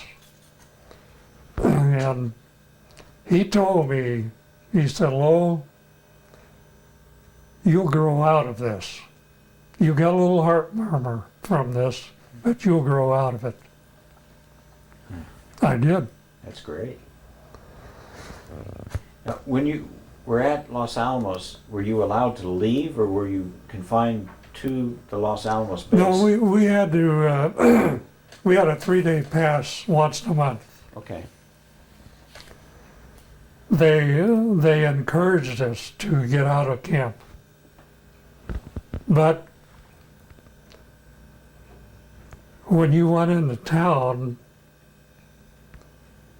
you weren't supposed to recognize people who you knew were associated. Yeah, so we would see people, but they'd say, don't recognize them. Right. And they wouldn't recognize me if they knew me. Yeah. And they said, some of the boys said, before the bomb went off, sometimes they didn't even salute some of the big boys Yeah. because of that. I don't know how that worked out when they were when they were in town. Right. Did the people at Los Alamos have any idea what was going on? The workers didn't. Okay. At least the fellows I knew claimed they didn't.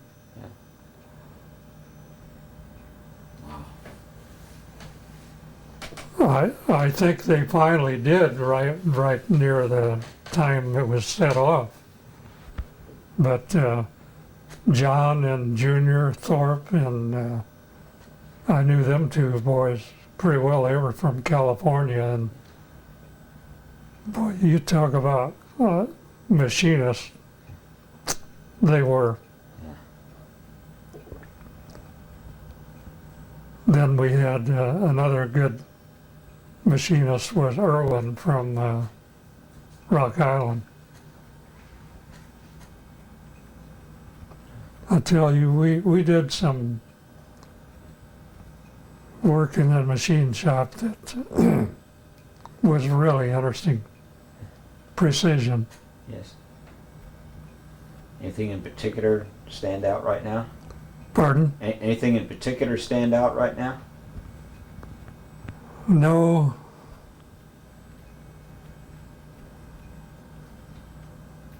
We one time we needed a gear, a special gear, and we said, well, you ever cut a gear on a drill press? Well, one guy said, yeah, you can do that. Well, we finally made a gear that worked. Drill press and lathe and mill. We had all the equipment to do it with. All you had to do is little know-how. Day was coming for the bomb to be tested. Were you aware that a test was coming up? And No, I wasn't there at that okay. time. All right. Now, those John and Junior, they were there, and I'm sure they didn't know it until just before they were taken down to Alamogordo, where it was White Sands, Right. where it was set off. Them and a whole bunch of the boys were. But you weren't anywhere near. No, So I you didn't actually see the test. Oh no, I wasn't there when it went off. Okay. That it was exploded before I went to Los Alamos. Okay. So, did you talk to anybody who was there when it went off? Yes, I did, and they were in a trench, and they were told they were down to stay down, but immediately after it goes off, raise up, and they had special goggles on. And let's see, I believe they wore, I believe that John said they had wear a special cap, maybe. But they were to raise up and look at it. Huh. And they were talking, John was talking about the wind that hit them. And they were a long ways from it, I think a mile or so.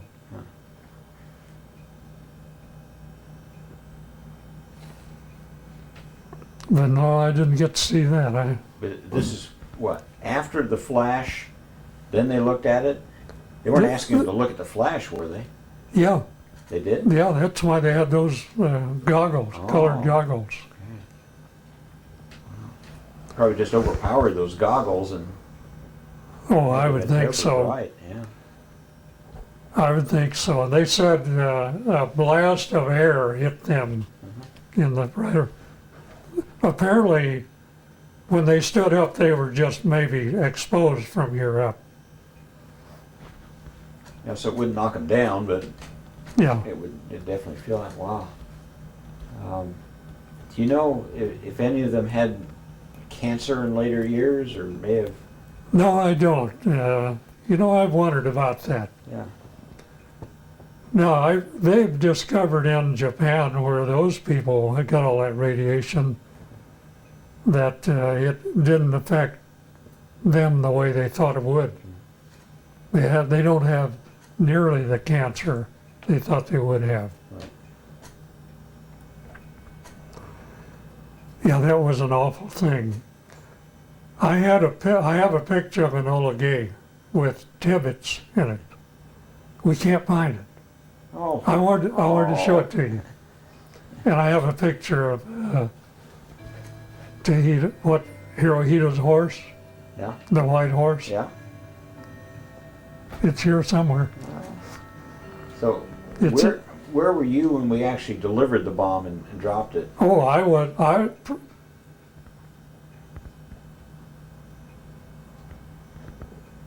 wasn't there. I might not have even been in the Army then. I don't believe 1945, I don't believe I was. That's about when I went in the Army. Huh.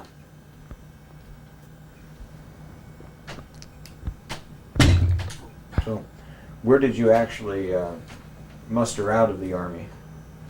I mustered out from Bruns General Hospital. Oh, okay, from the hospital. Yeah, Oh, I see. that's why I came home, Oh, rheumatic fever. okay.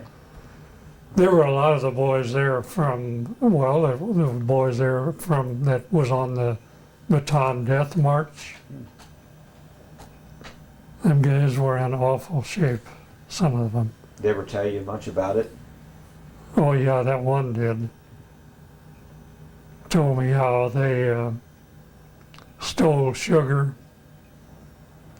They would put it in their shirt, up here on their shoulder, Yeah. push it in, so there was a flap there. Yeah. Yeah, they were given an awful time.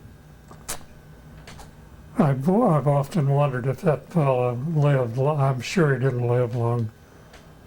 His joints were enlarged, his elbows, knees. He had trouble walking. He was a nice fellow, but really was in bad shape. And you know, that really bothered me because a lot of fellows there in the hospital, I seen them Right. with rheumatic fever, and I had rheumatic fever. Right. And I really believe that penicillin helped. And interesting thing was a second cousin of mine was telling me about a friend of hers had rheumatic fever. And when she heard about me, them experimenting on me with penicillin, Right. she told me that's what they gave him, Huh. penicillin shots. So maybe it helped. I hope so. Yeah, it sure was one of the better discoveries of mankind. Yeah. Well, do you remember where you were when you heard the news reports that we had dropped the bomb on Japan, on Hiroshima?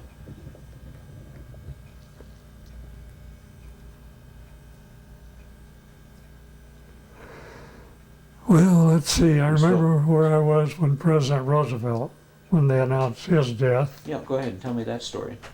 Well, we were coming from southern Illinois at that time, and we were between Pana and Taylorville, and had the radio in the car on, and they announced it.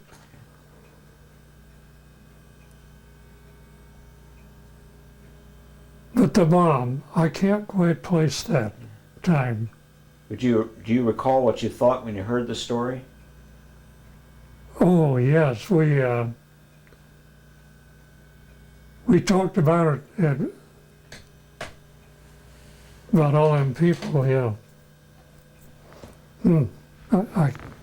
I can't remember much about that though. I hadn't thought of that. You're one of the few fellows who really had any understanding at all of what it was. Right. Most people just didn't have the first inkling of really what it was. You know, that's funny. I hadn't even thought of that.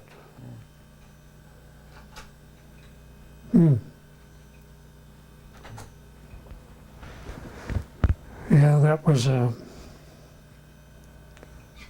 don't know if that was a good thing or a bad thing. I believe it saved a lot of American lives. It's probably causing a lot of terror in the world now. Will. But now we have the hydrogen bomb.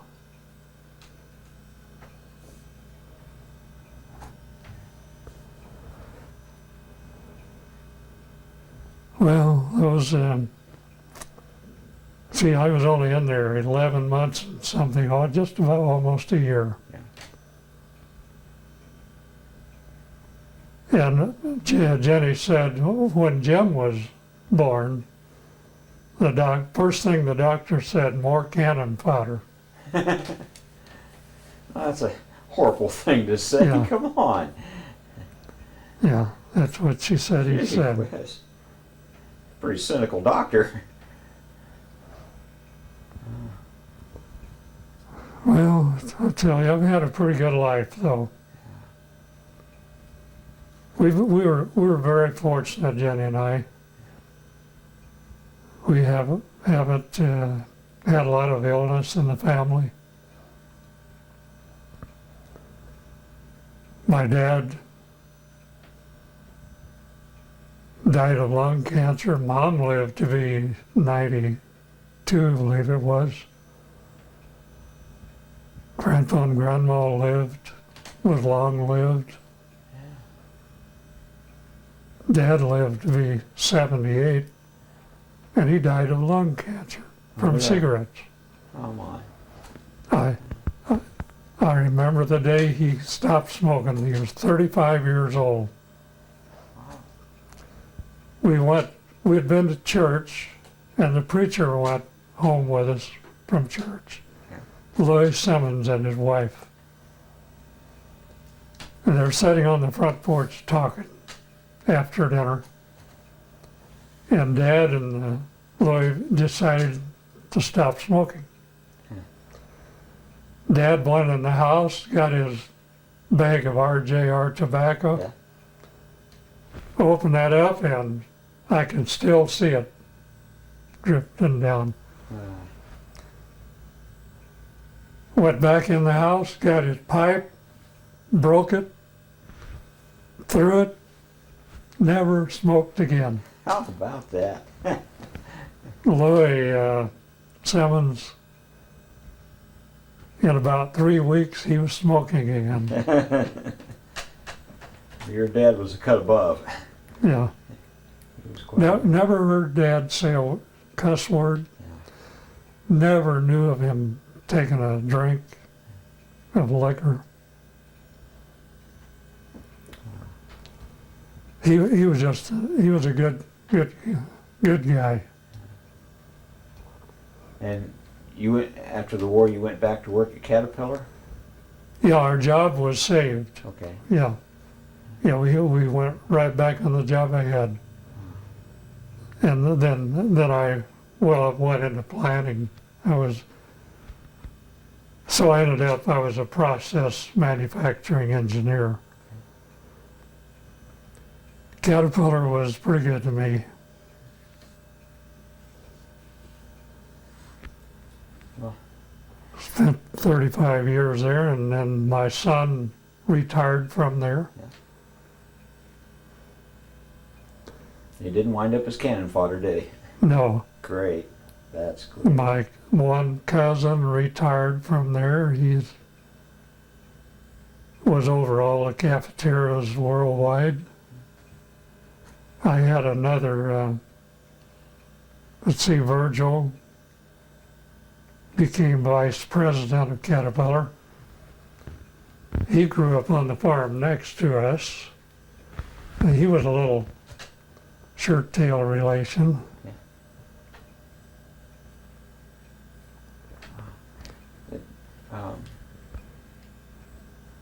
Did you ever have something you wanted to do that you haven't quite gotten around to doing yet?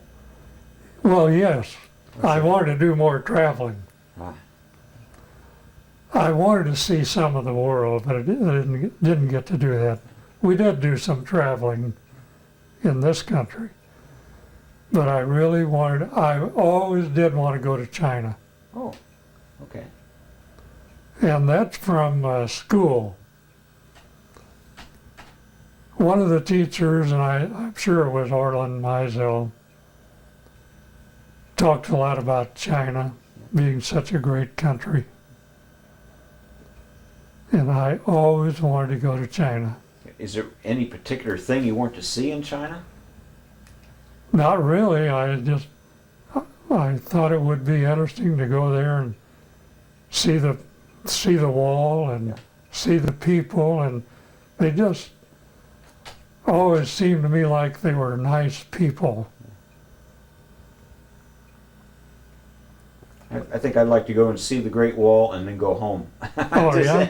That's the one part about China that Well, I interests me. kind of wanted to go to England and Ireland too, but Oh. that was because of my genealogy. My grandma Stapleton, she was a Murphy. And occasionally she would say something. For instance, one time we were sitting on the front porch and I was just a little guy. And I heard Grandma say, "Yonder comes a body." And I looked and there come a fellow walking down the dirt road. Huh. You know, that always stuck with me that when she Expressions, said yeah. that. Yonder comes a body. Let's pause here. 0025, tape number 4. I'm going to try to hold this still.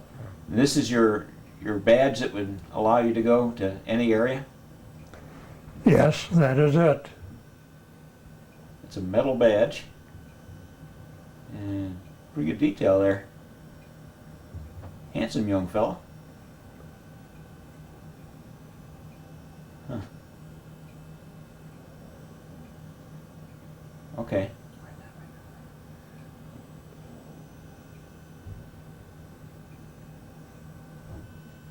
Okay, now the shoulder patch is what, for work on the atomic project, or? Yeah, that's the one that was issued to all the fellows Wow. in the Manhattan Project. Wow, that is really neat.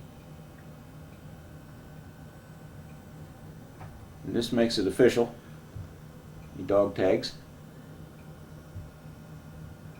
It's not a C, it's an O. It's an O? Okay.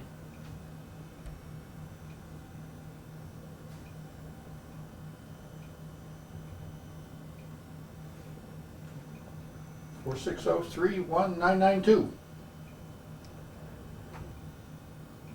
Okay, on this one, when the first atomic bomb was exploded at Alamogordo, New Mexico, at, can I read 5? 5:29 a.m. Oh yeah. I-29 on July 16th, 1945. The heat from this bomb fused the sandy earth for the... Several hundred feet around it. All right, This is a piece of that earth. all right. Not this note, but you're going to see it in a moment. And this is a piece of the sand that was fused by the explosion from the very first And you atomic said you've bomb got test. that in acrylic? Is that what that is? Yeah, yeah. Well, then, no, that's lucite, Okay, but lucite. but the base is beryllium. Okay. Boy, okay. Which was the metal that you most frequently worked with Yeah, in the machine shop. Wow, that's something. Okay, go. Now, the other question I had about your life is about golf. How long have you been playing golf? well, I started when I was 24 years old. Okay, now what got you started? Leo McAllister, a buddy of mine, Okay. worked Caterpillar, and he's the guy who got me started. Ah, I got to tell you something else about Leo. When I went in the service, and I'm given this all area clearance, they checked up on me pretty good. Right. Anyway, I had to give 3 references, no relation, okay. and one of them was Leo McAllister, and Louis Simmons, and Lee Simmons. Well, when I came home, and I talking to Leo one day, and he said, "Lo, what did you do in the war?" I said, why? He said, well, the FBI came and asked me a lot of questions. I said, what did they want to know? He said, I can't tell you. I'm not allowed to tell you. He never would tell me. He never did tell me. And Louis Simmons wouldn't tell me what they asked him.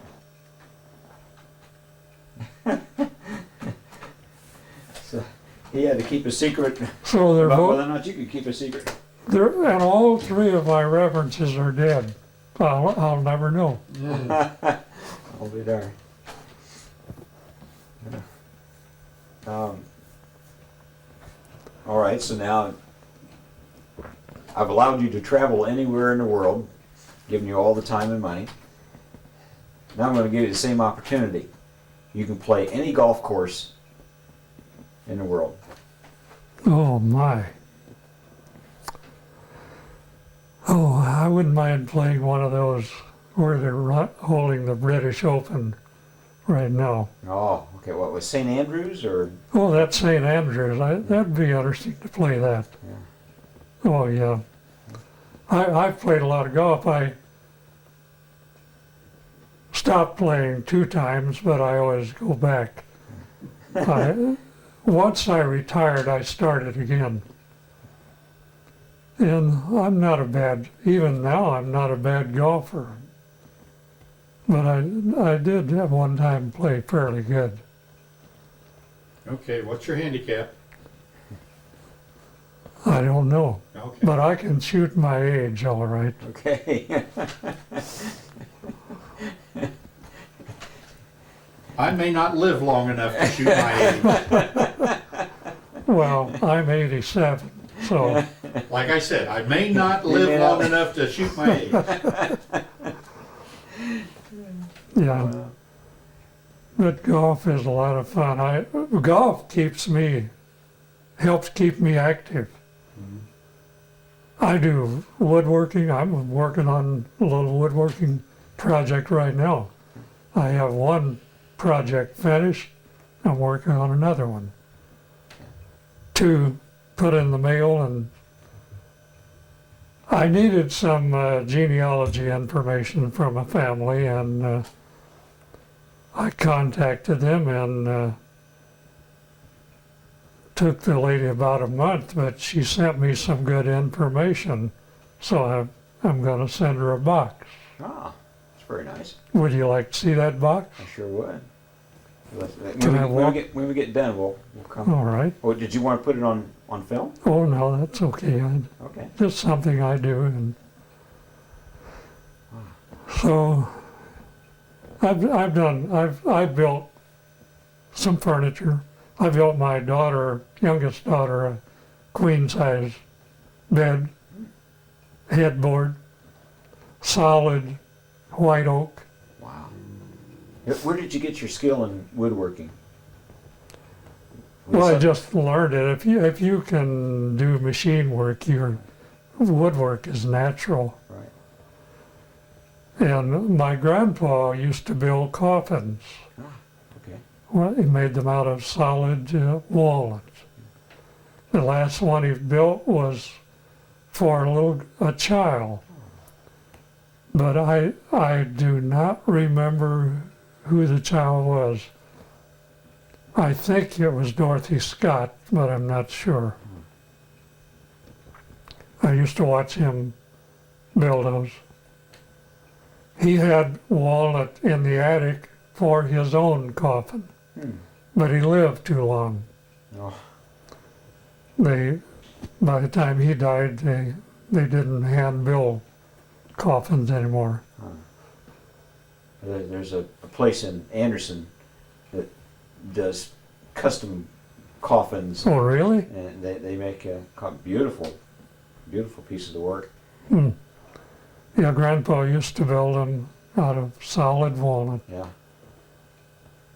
And he built them that shape, sort of. Mm-hmm. So, most of them he built, I think, were maybe straight, but that last one, that child, it was little. He added a little to it, I thought. Yeah. I thought surely you must have had somebody in the family that showed you a little bit of that. Well, yeah, I was always into that. Even when I was a small boy, for Christmas one year, I got a carpenter's set. How And about that? I wish I'd kept that. I'll bet. Yeah.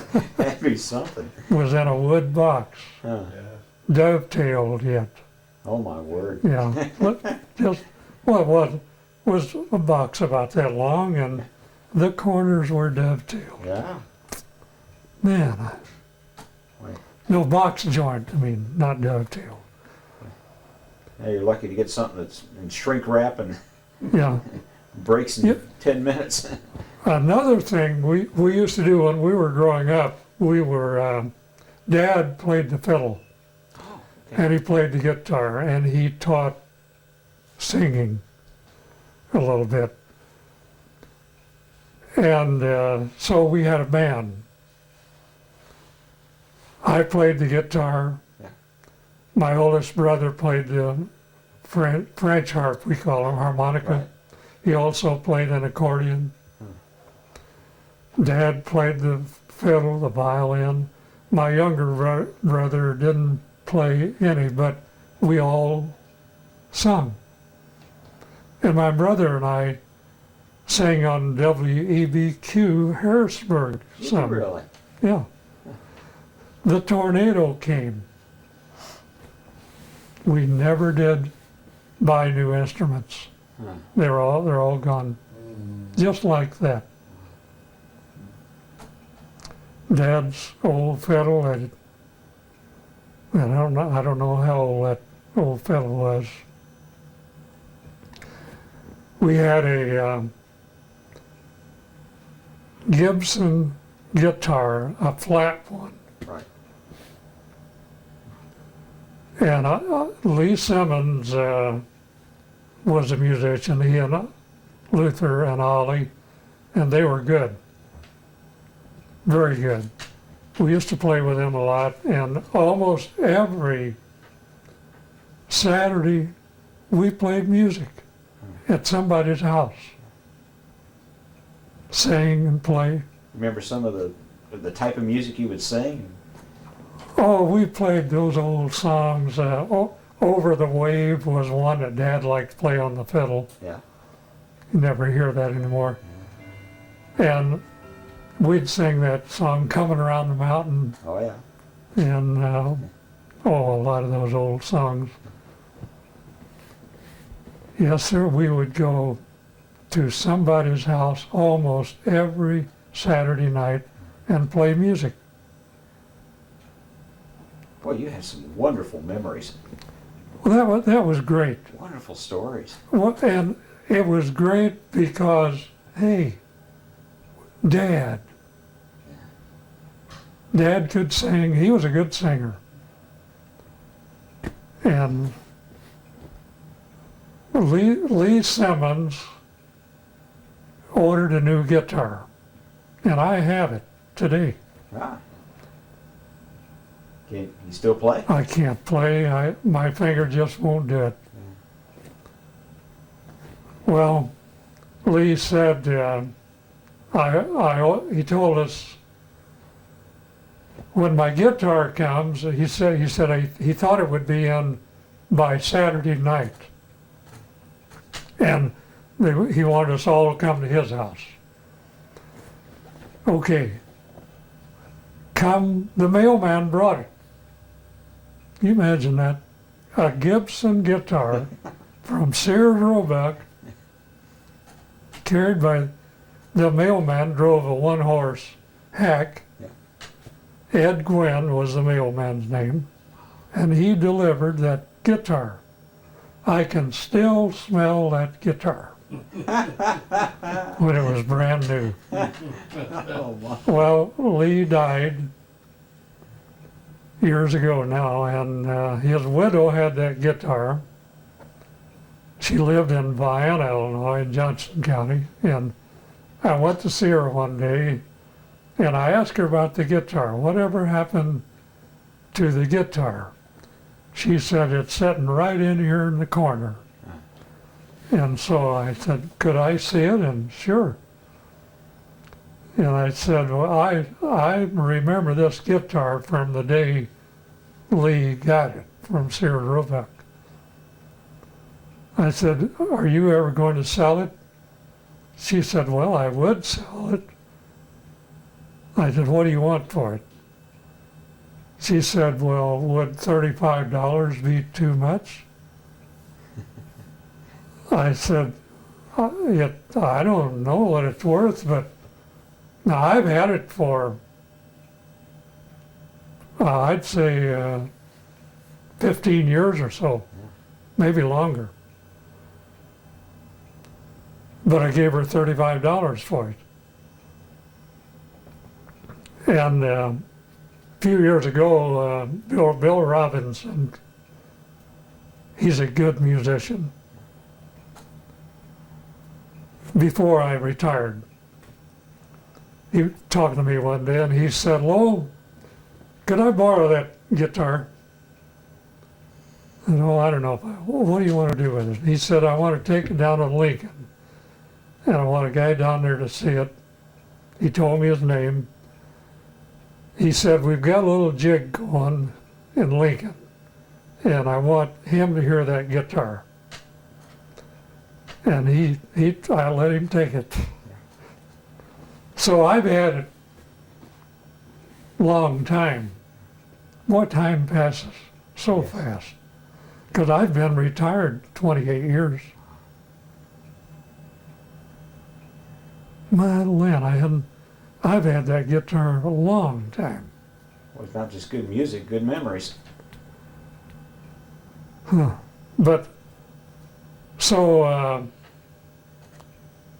a piece broke on it. And I thought, boy, man, I hated that.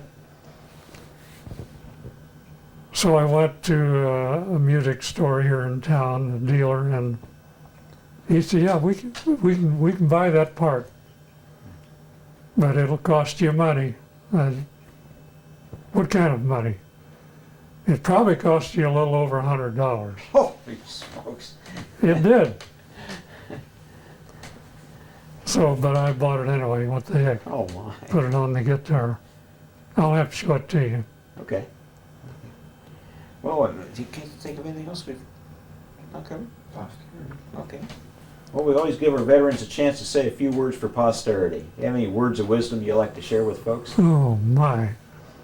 I just was talking to one of my golfing buddies yesterday and I asked him, what will it be like 20 years from now? He said, we'll still be in Iraq. And that's probably about right.